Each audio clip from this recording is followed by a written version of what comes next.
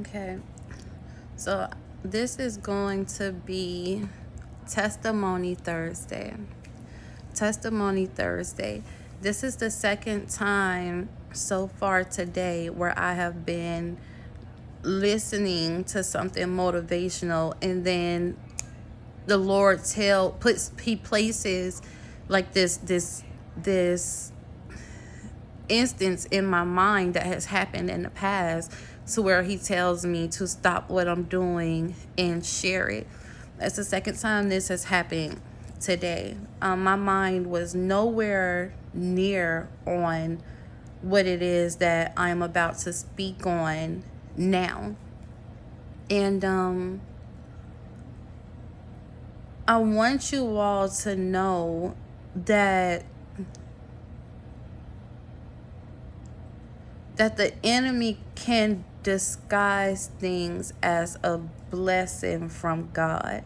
I did not know this back then. This was years ago, maybe like I don't even want to say 5 years ago. I think it was more, it was longer. It was more than that. This was maybe about, wait a minute, this was probably about 7 years ago. I want to say about 7 years ago this happened. But we were all staying with my grandmother. Me, my 4 children. I didn't have my youngest son, Devin, at the moment. But it was me, my 4 children. My youngest daughter was Demaya at the time. She was like a few months old. Like, I think my baby was maybe about 4 months old around this 4 months old around this time or something like that. I don't think she was older than 6 months at the time.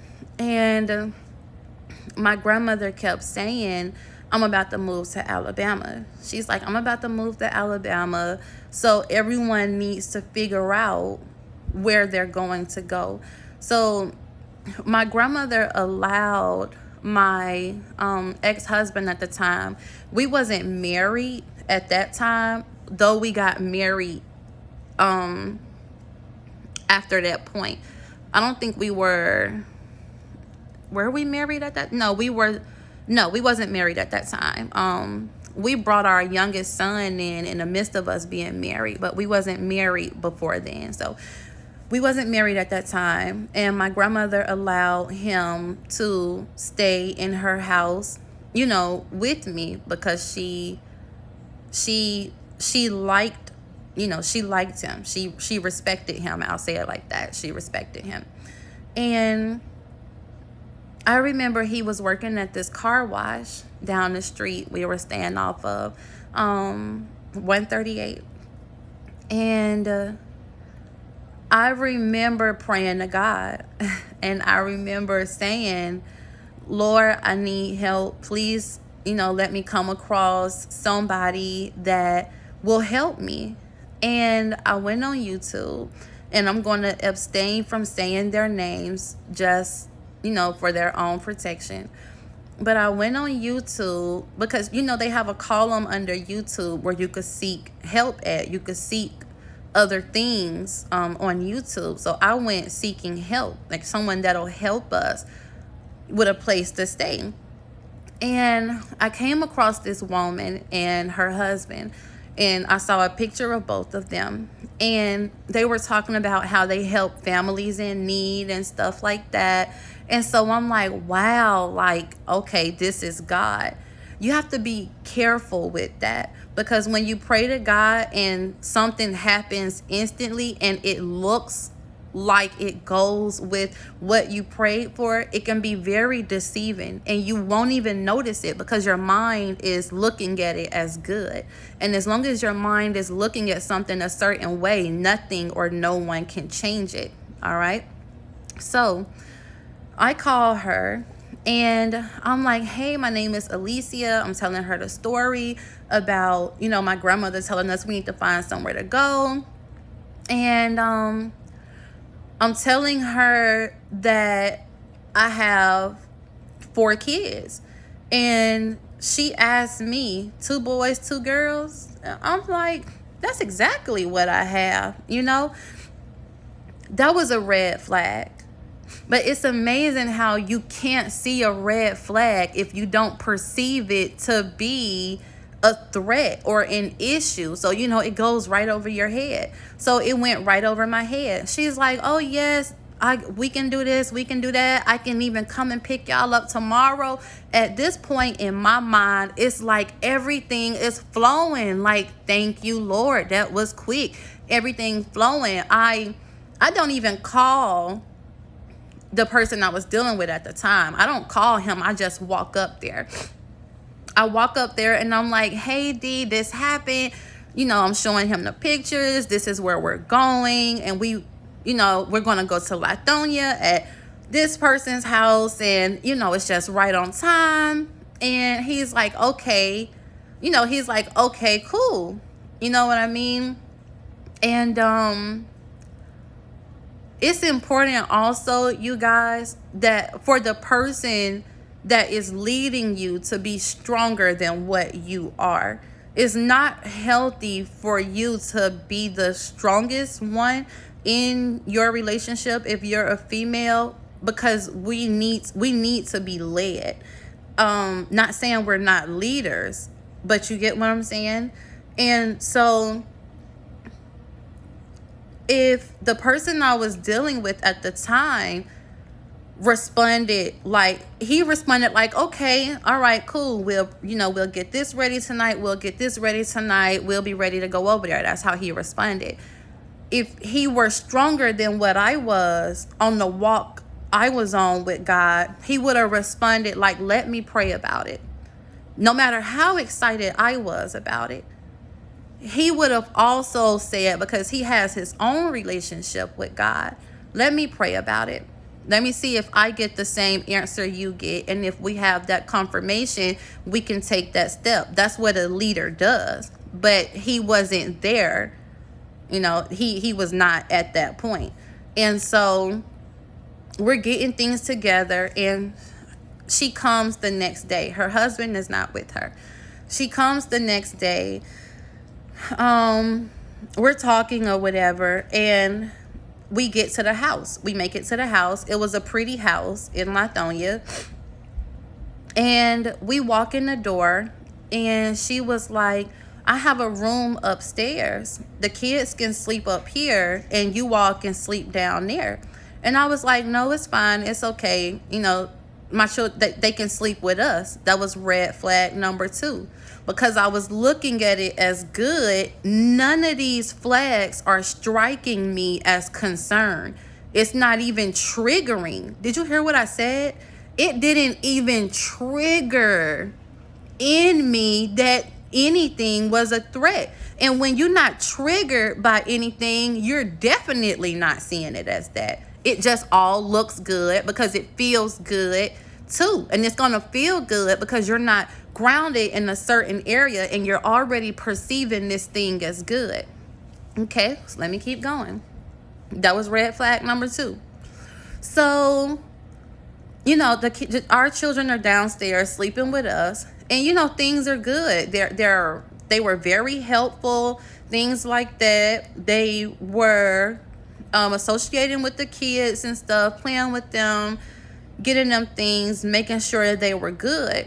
And I would wake up. It got to a point where I would start waking up in the morning and my children was not in the room. And I would look at D, the person I was dealing with, and I'd be like, how are the children leaving out the room like that? Like they must be tiptoeing from out of here, because I know how I hear my kids.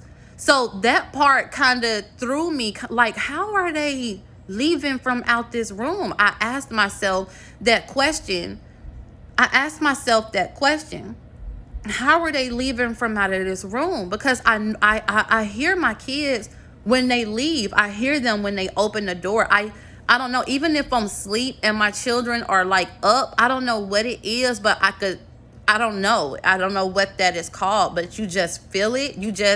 I don't know. It's like you can automatically wake up because you just feel it or hear it. I really can't explain that part, but if you're a parent, you get what it is that I'm trying to say. And so I'm asking him, how are they leaving out the room like that?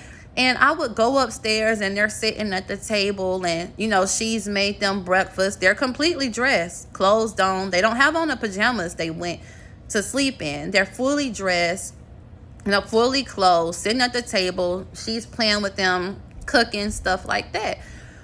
So that's when I began to feel something. That's when that just didn't really sit right with me. Because I wasn't hearing my children leave out the room. So it took for red flag number 3 for me to feel any type of feeling other than 100% good. Any type of altered feeling, it took for red flag number 3 for me. And I was like, well, you know what? This is how we can cancel out red flags. This is the mentality that I had. Okay, well, Alicia, don't take it too far. I was telling myself maybe I felt some type of way because she was making sure my children was good before I was. I canceled out that threat I canceled out that cautiousness I had in myself, and I replaced it with reason. Don't you all ever cross out caution and replace it with reason.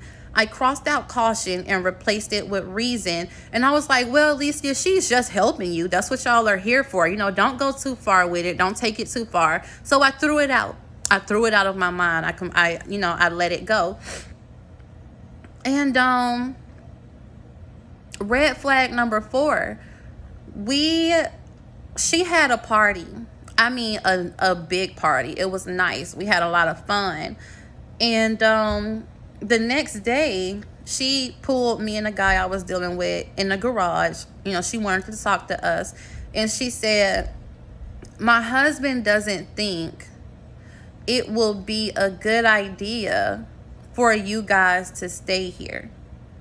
He feel like you should really be trying to make things happen. But if you want the children to stay here, then they can. And she was like, they're in a nice environment. What I find interesting is that looking back on it now,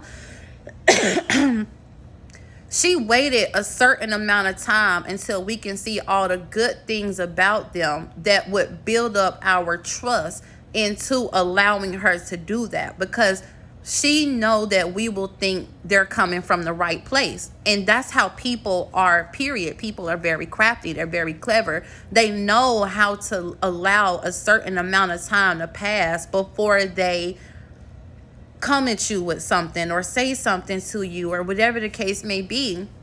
And so we didn't give her an answer because that's not who we are. That's not me. And I will give him that. That is definitely not him. He does not play around with his kids. I don't play around with my kids. We don't play around with our kids, period. He came from dysfunction. I came from dysfunction. So our kids are our life. They mean a lot to us. And so we didn't answer her with that.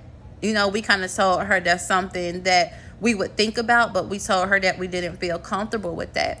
So I remember the person I was dealing with, D, even though he wasn't actually working for someone, he always keeps a job, even for himself. He's always had a lawn care business. He's always cutting grass. He's always painting somebody's house. He's always doing something. I will give him that. He's always doing something. So I would do these things with him. If he cutting grass, I'm cutting grass. I didn't look at it like, oh, I'm a female, I'm not going to do this. I looked at it like, teach me how to do what you're doing because I want to support my man, that type of thing. So if he cut grass, I cut grass. He taught me how to use what you call the little edger, the weed eater. He taught me how to use a weed eater. He taught me how to mow the lawn in lines. He taught me how to do pricing when it comes to what you're charging somebody. He's taught me, majority of all of those things. And so I was going with him to paint a house, which was on the south side. We were in Lithonia. And I was like, shoot, I forgot I have to take the kids to the pediatrician today. So I was like, you go ahead and go, and then, you know, I'll just see you when you get back. And she was like, it's okay, you can go with him because I know that y'all are trying to get y'allself together. And she said, because I'm not the guardian, just write a note and say that you give me permission to take them there, and then I'll take them. So I'm like, okay, you know, all right, we can do that.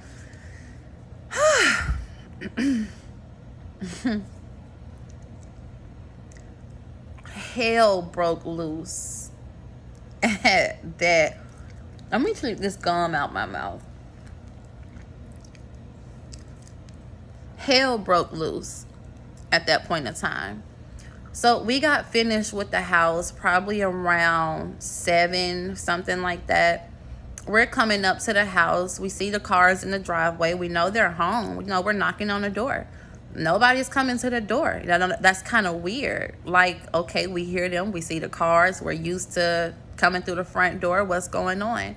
And we're knocking on the door, and nobody's opening the door. And all I know is 2 police cars pull up, and she was holding this paper to the window. And I didn't understand what it was. And the officers get out the car, and they're like, you guys have to leave off the property. And we're like, what? Like, we're completely confused. We're like, what? What do you mean we have to leave off the property? Like, what are you saying? What do you mean? And so he was like, you can no longer be here. Come to find out, this woman took the letter I wrote her saying she can take the children to the pediatrician. She took that down to the courts, told the courts that we ran off on the kids and said that we no longer wanted them, and they gave her temporary guardianship of the kids. And I have never, that, oh my God.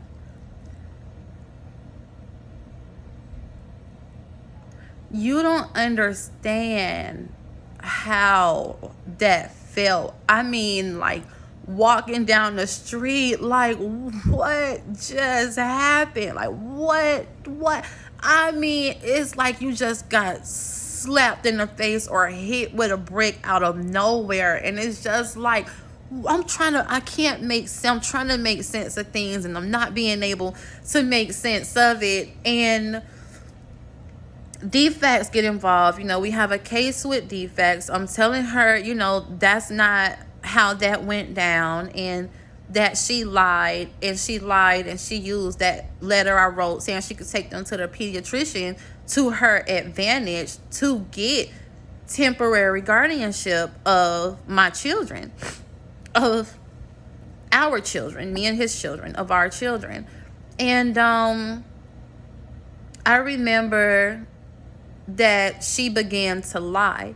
And this was honestly before I did coke. I had never even tried. This is around the time I was not even drinking like that. I was the type of drinker where 1 or 2 cups would last me the whole night. If I'm at a party, 1 cup, I am sipping on it. I mean, that just was not me.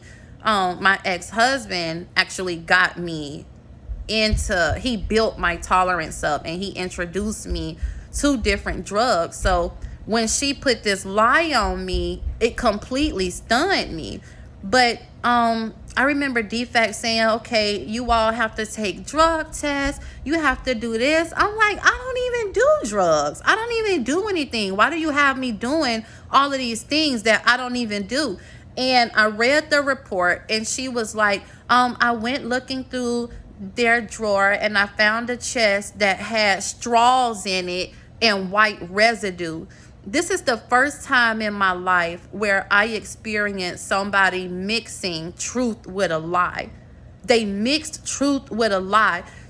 She did see straws, but it came out of a wrap. I don't know if you guys have ever used a wrap before, like if you smoke, but you unroll the cigar off the wrap, and it's normally like a purple straw in there. And so we would just put the straws in there, because there's times I would smoke with him. So we would just keep the straws in there. And like, you know how you could have residue like at the bottom of the bag, the seeds, the crumbs, stuff like that. We would keep that in there too. So she actually lied and said it was white residue, because now she's making up a story of us doing coke, which neither of us was even doing nor introduced to at that point in time. And so I'm having to fight against a lie, trying to prove myself right. So I'm doing everything they're telling me to do. I'm like, okay, forget it. I'm not about to complain. This is what I have to do to get my children back with me. This is just what I'm about to do. Okay. In the midst of that, we were given rights to visit the children twice a week. So twice a week, we would go to Lithonia and we would sit and play with the kids. It was 2 hours per day, twice a week. And then it went from that to weekend visits. Weekend visits are when you pick the children up at a certain time on Friday, and we had to have them back by 6 o'clock on Sunday. So that's what we were doing. Let me tell you why it's important to listen to people that are more rooted than what you are, even when you think it's unnecessary. We're taking the kids back one day, and out of nowhere, my grandma just says, Alicia, let's take some pictures of the kids. I don't care to take the pictures because I feel like everything is fine. So because she's very adamant on what she's saying, I just listen to her. And we take pictures of the kids, and then we take them back. It's our visit come Tuesday or Wednesday the following week. So we come, we go, we're knocking on the door or whatever, and nobody's coming to the door. Nobody's coming to the door at all. And then her van pull up, and she went to her back seat and took some cover and covered my child up with it, and was carrying our kids in the house with a blanket over their head so that they could not see anything. So our kids knew we were there because they heard our voice. They just couldn't see us. So you can imagine how a child would feel. And my children were like kids, very young, 4, 3, a couple months. They were very young kids. So I heard my children crying, and I'm watching my kids being carried in the house with cover over them so they can't see us, and it was just a very hurting feeling. And then the police come, and the police say, you have no rights to your kids. You are no longer able to see them. You are no longer able to talk to them.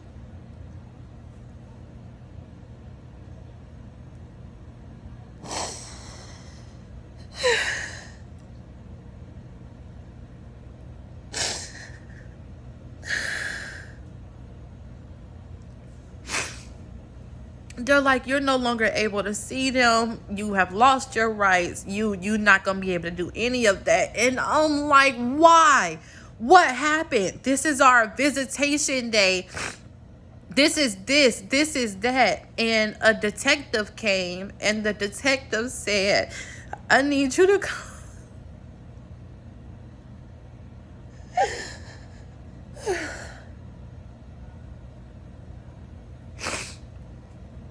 The detective came, and the detective said, I need you to come to my office.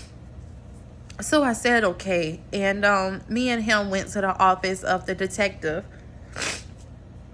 And we didn't go back there together. He didn't call both of us back there. He called me back there. He actually never called the dad back there. He didn't call the person I was dealing with back there. He just called me back there. And so when I went back there, I sat at the table, and he said, I'm about to show you a picture of each child, and you identify them for me. And he lay out the pictures, and I dropped to my knees, and my 6-month-old baby has the biggest bruises on her back, and she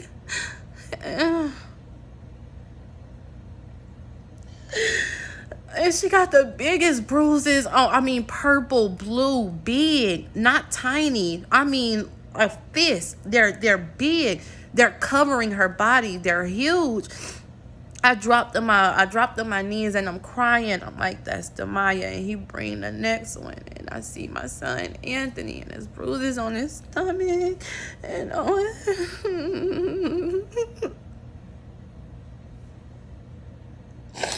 on his legs. Everybody has bruises on their arms, their legs, their backs. And I'm like, I would never do that. I would never do that to my children. And I'm so glad I listened to my grandmother when she stopped the car and said, let's take pictures of them. It's important to listen to the people that God places in your life when you're going through things and you can't even see that as a threat, or you think you have it under control, or you think everything is going the way it should, and it's not. And I said, I took pictures before we dropped them off, right? That's what helped us. That's what helped us, because I had proof that they wasn't like that when we dropped them off. And he started working with us on our behalf, because he understood who was actually lying in the things that was taking place. So months passed and I have not seen my children. Months passed. I have not talked to my children, but I'm doing everything they're telling me to do. And then it got to the place where the children, we had to obtain our own place. Once we obtained our own place, it got to the point where the children could visit us, but it was supervised visits. So there will always be like a worker that comes in their vehicle with our children, and they stay there the whole time we're interacting with our kids. And so when she would be like, okay, and I will never forget, I could see my son's face in my head as I say this. My son Antonio is, he's 9 now. He had to be about maybe like 3, 4, something like that. He was very young. And I remember she would be like, come on, it's time to go. And that playfulness he had, it'll just go. He wouldn't want to talk. We would walk them out to the car, put them in their car seat and stuff, and he would just stare. He wouldn't say anything. It looked like a stare of hurt.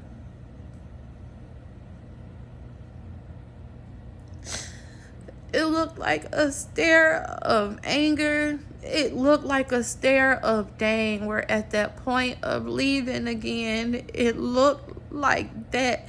And I remember, like, at nighttime, I used to hold my son Anthony's picture in my hand, and I would just cry out to him every night. I would just cry out to him, and I was hurt. And the guy I was dealing with kept smoking. No, we were engaged at that point. And he kept smoking. And I said, why are you doing this?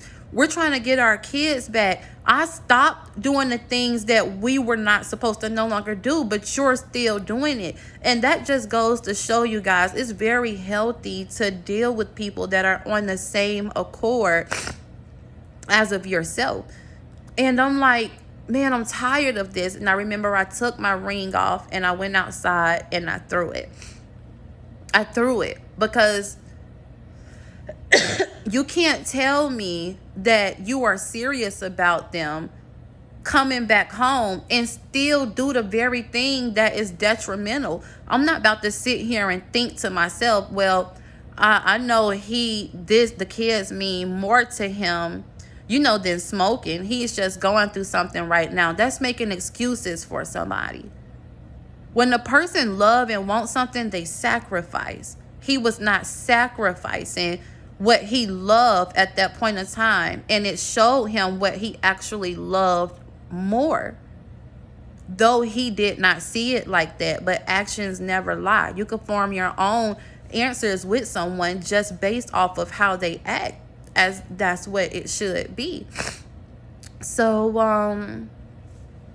I remember that I went through the remaining part alone.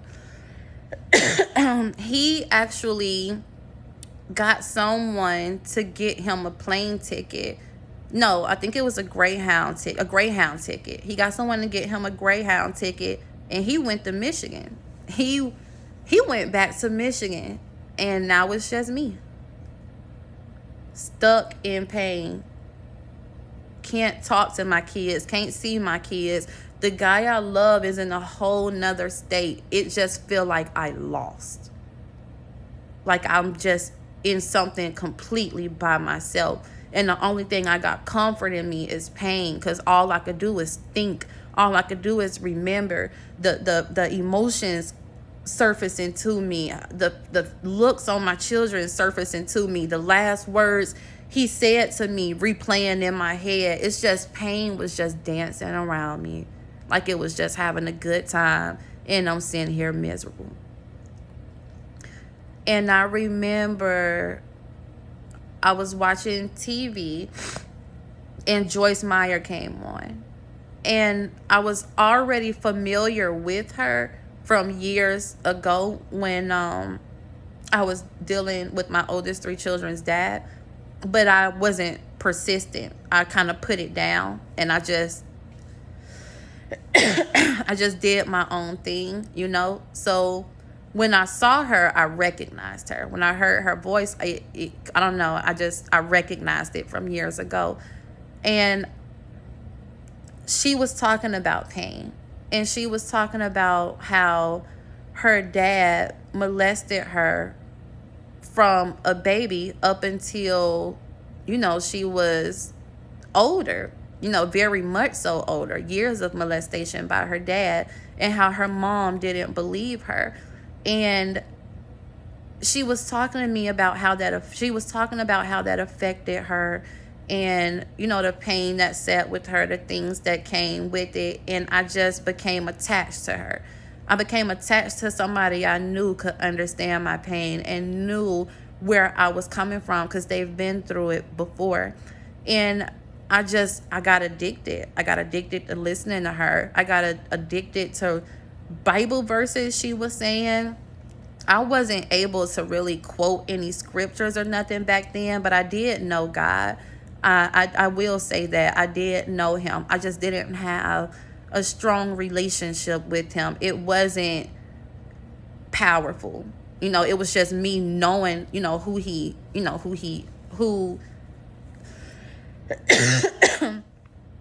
I don't want to say it was me knowing who he is.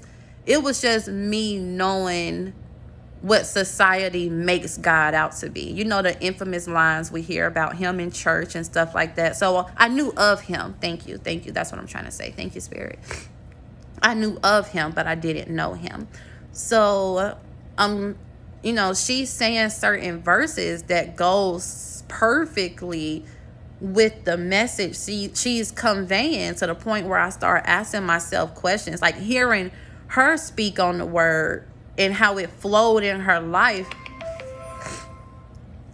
How it flowed in her life made me ask questions like, is that true? Like, is that really how it went? And then I picked up the Bible, and then I would go to the certain verses I heard her saying, and I would read it for myself. And even though I couldn't grasp the depth of the word, I did have enough to confirm that what she was saying was right. And so my relationship began to grow, and I gained like this confidence little by little. It was like a little light that kept coming up. It wasn't nothing drastic, though it was drastic for me at that time. Those little lights were drastic for me because I'm seeing little lights. That's drastic for me, So relationship is growing and stuff like that. And I had everything ready. You know, even after that point, it had still been, I started getting visits back. I started getting visits back. Let me just run that back one more time, because remember, he's in Michigan. Me and God started getting visits back. And you know what happens? He calls me. And he's saying, I'm sorry for leaving. I shouldn't have left. It was just so much on my mind. I was stressed. I didn't know how to deal with things. And I told him to come back.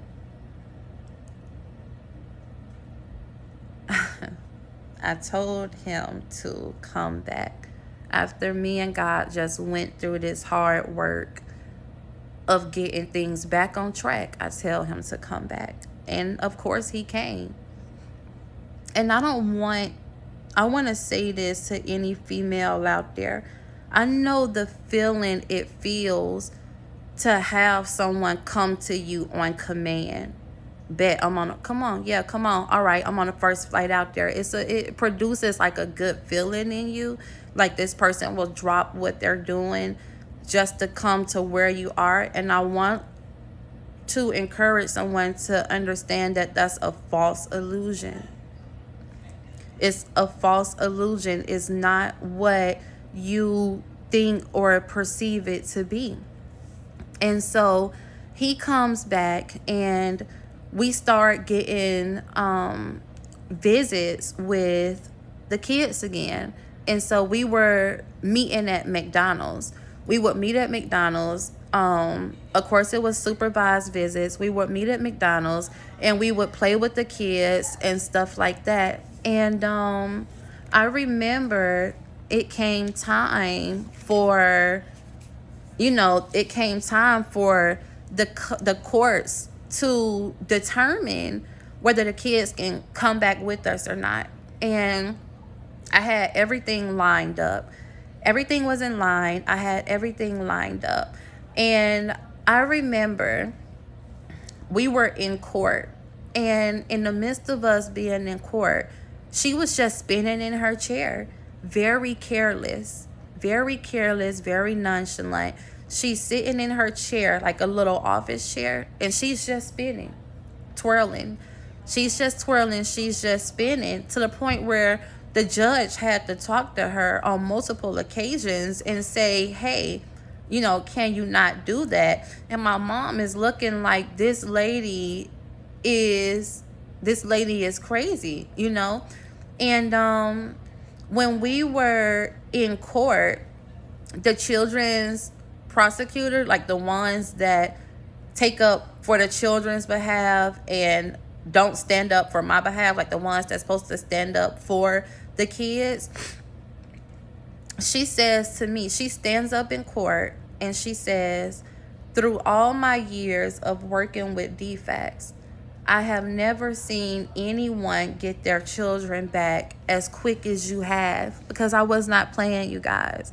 And so for someone that wasn't even on my side to acknowledge the strength I was possessing and the dedication, the determination, and the hard work to get my children back, for her to acknowledge that, and that was my op, so to speak. Well, it's not so to speak. That was my op. She was my op.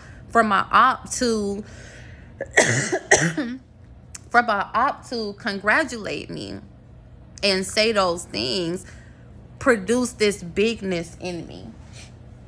Not a bigness like boasting or anything like that, but the Lord will actually have your enemies recognize you. My enemy recognized me.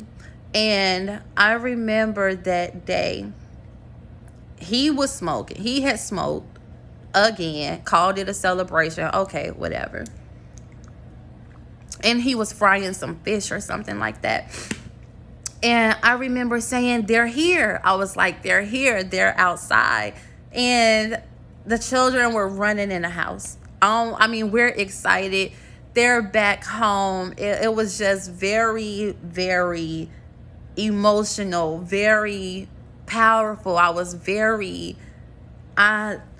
don't even have the words to completely explain.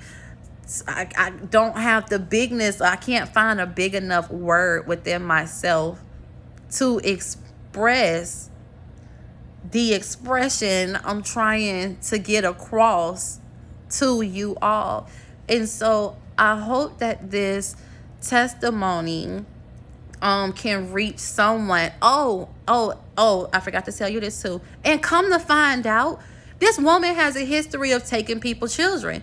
The officers, when they ran her name after court and stuff was over with, they said this has happened 3 times before. And their exact words verbatim was, this was not her first rodeo. You're dealing with wise, crafty individuals that know how to move and know what picture to present because they've done this many times before. It always takes for someone to be wiser in your group. And even to this day, I'm thankful for my grandmother. I'm thankful for myself too, that I listened to her. Because if I would have said, Grandma, you trip, I could have easily told my Grandma, you thinking negative. Because I have said that plenty of times to her before when I was younger. When I was younger, I was very not who I am now. But I would be like, that's negative. All you're doing is being negative. Don't speak that. Don't speak that over my life. Girl, I mean, I know I sound ignorant to her. I know I sound ignorant to my family because I was ignorant. I was very ignorant, very lost. I just was foolish. And so I'm glad that I listened to my grandmother when she said that. So, I just want to encourage you guys that just because you pray for something and something seems like it's answered does not necessarily mean it's from God. You'll know when something is from God because you'll be able to stand on the principles of God, right? Even looking back with her saying, oh, I have a room upstairs for the kids. If I really had a relationship with God and I'm looking at him like my spouse, my husband, my boyfriend, whatever the case may be, I would have said a person of God not going to ask me that question because they know I'm a stranger in their house. So they will naturally want to keep the kids with the mom and the dad. I didn't know any principles. None. I did not know not one. I just know that's the person you go to when you're trying to get answers and need stuff to go right in your life and make things happen. That's just the perception I had of God back then. And so it's important, you guys, to stand on the principles of God so you can discern for yourself what is of God and what's not. And the only way you can answer that is by knowing him. And if I knew him, my children would not ever have to go through abuse like that. And I want, just in case any of y'all wonder, well, how did the bruises get on them? I want to tell you what my children told me, and it broke my heart. I didn't know whether I should ask my children or not once they were back with us, because my oldest were Alexia and Anthony. I didn't know whether I should ask them that or not because I didn't want to bring up any past trauma or old memories in them or anything like that. And I asked my kids, I said, how did you all get those bruises on you? And my son said, Mom, she took a belt and she kept wrapping the belt around her fist and she kept punching us in the same spot. And she would punch us harder if we didn't tell her what she was telling us to say. So she was telling my kids to say, who touched you? She made up a lie and was teaching my children the lie so they could rehearse the right thing to say with her lie. And anytime they got it wrong, she would wrap the belt around her hand and punch them. And she rehearsed that so much with them that she made them go with it. It's amazing what we as people will conform to because we're tired of being beat for it. Now, I'm not saying that on behalf of my children because they were children, but us as people have had history with doing the same thing. Oh, I'm tired of you coming at me with this. All right, fine, you got it. I'm just gonna do it the way you're saying it. We've all done that before.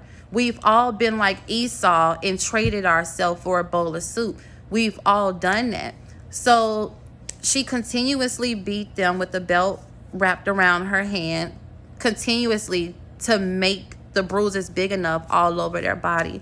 But I remember praying to God. My prayer to him used to always be like, Lord, please don't allow my children to remember that. Don't allow my children to remember that. And one day I wanted to test if they remembered it or not. But I didn't want to bring up that situation because I don't want to be the reason they remember it. So I'm trying to test to see if they don't. So I asked my children one day, I'm like, who is everyone y'all have stayed with? And they're like, Grandma Nita.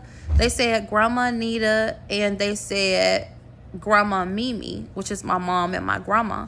I'm like, have y'all ever stayed with anybody else? They're like, no. Why are you asking us this question? And in myself, I'm like, thank you, Lord. Like, oh my gosh, I'm so glad my children do not remember that. But when they're older, like like more towards adult years of age, I am going to tell them that story just so they can attach it to the testimony that they're already going to have over their lives.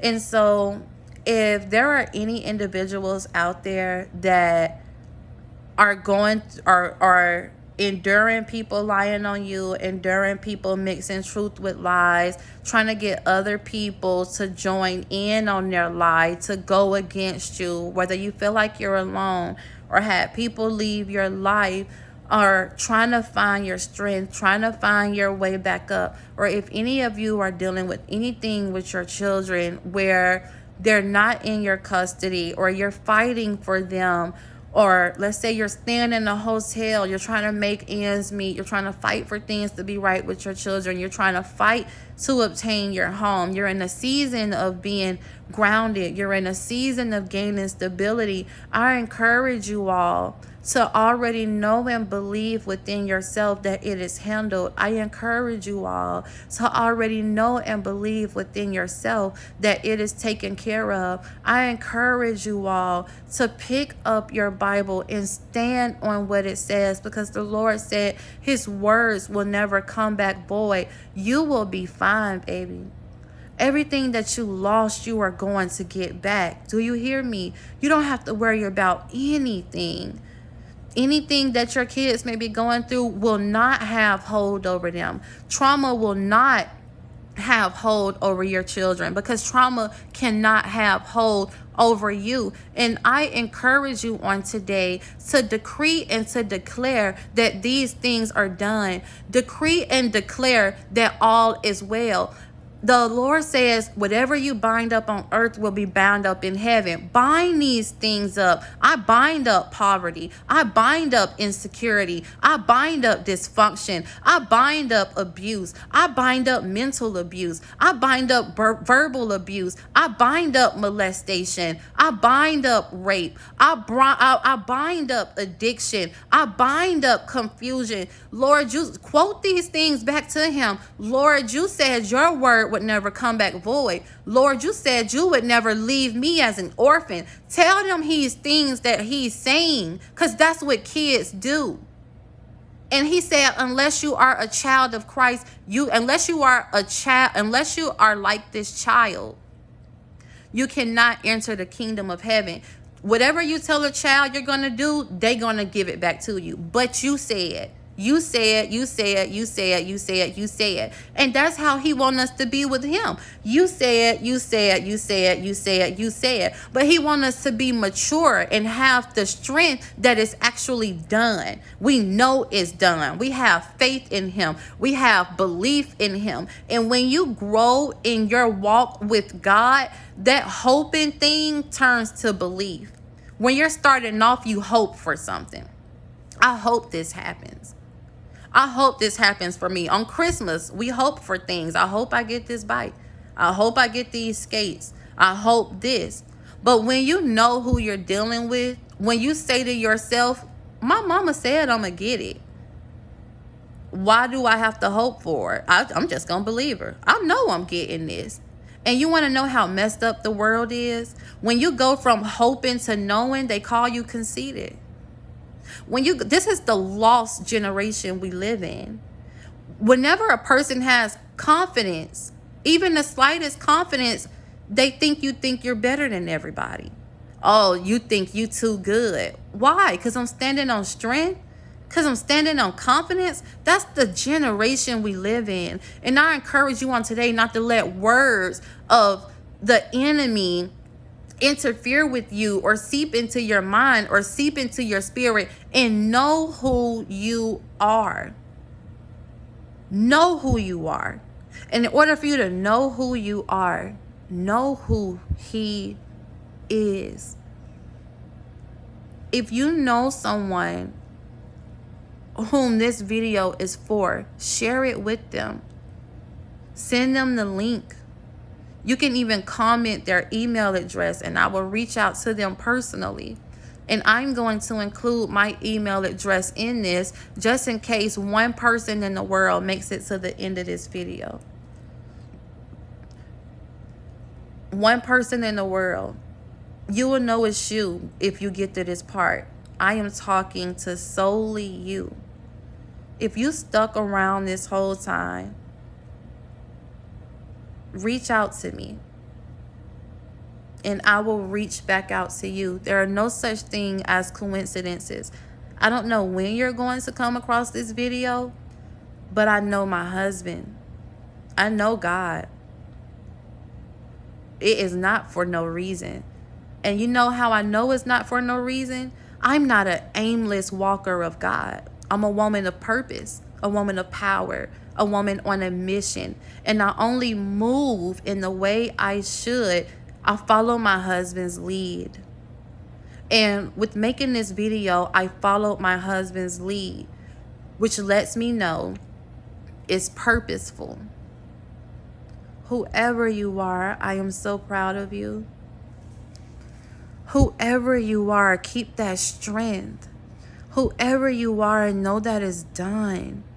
Whoever you are, know that he has allowed someone to overcome what you're trying to overcome now.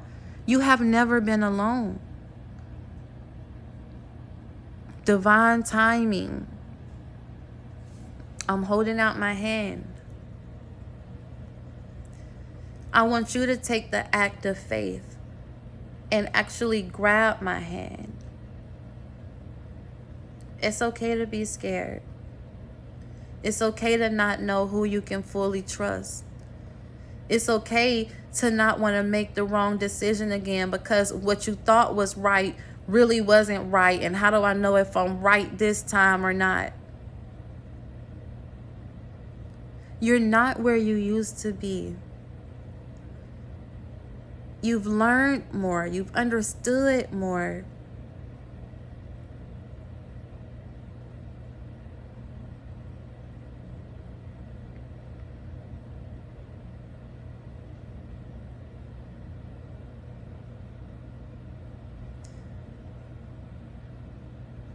You have made the best decision of your life.